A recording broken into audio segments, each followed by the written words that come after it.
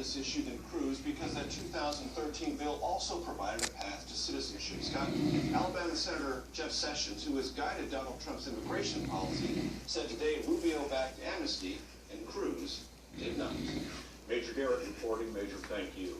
Donald Trump's proposal to temporarily ban Muslims entering the U.S. and the attack in San Bernardino have many of America's 5 million Muslims defending their faith. We sat down with 5 Muslim millennials, all born and raised right here in the United States.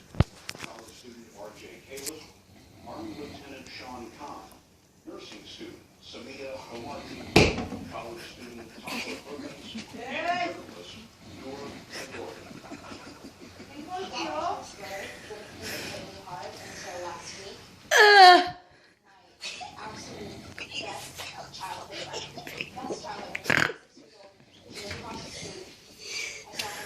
He's truly tired. Look at his belly. It looks like he's pregnant.